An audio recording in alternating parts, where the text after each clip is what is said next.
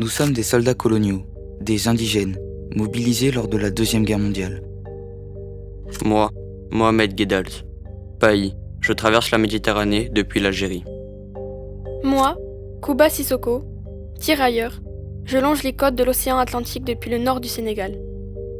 Et moi, Mika Jakanto, je fais mes adieux à ma famille à Madagascar. Au total, nous sommes 500 000 à rejoindre le front, où les combats font rage. En mai-juin 40, suite à la débâcle, 1 600 000 soldats sont faits prisonniers par les Allemands, dont 120 000 coloniaux. On leur fait peur, notre présence dérange, nous incarnons la honte noire. On nous renvoie alors en France occupée, dans des camps pour prisonniers militaires, des fronts Stalag. Nous sommes 141 à intégrer celui du Polo Béris, à Bayonne. Composé d'une cinquantaine de baraquements, il est entouré de 3 rangées de barbelés de 2,50 m. Le 19 avril 41, l'ambassadeur chargé des prisonniers de guerre, Georges Capigny, vient contrôler le camp. Pour lui, tout est parfait. Le journal Sud-Ouest ira jusqu'à écrire « Le centre d'Anglet est situé dans un site magnifique.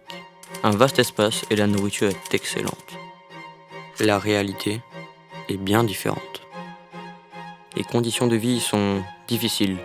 Nous souffrons surtout du froid et notre quotidien se résume à de longues journées de travail.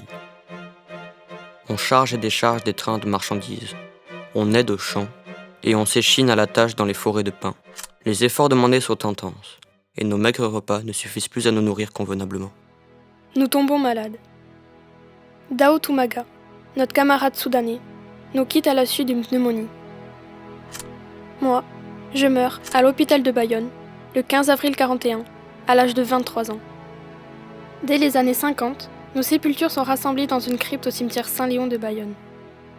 Nous, soldats malgaches, on nous rendrait un ultime hommage en rapatriant nos corps au pays, près des nôtres.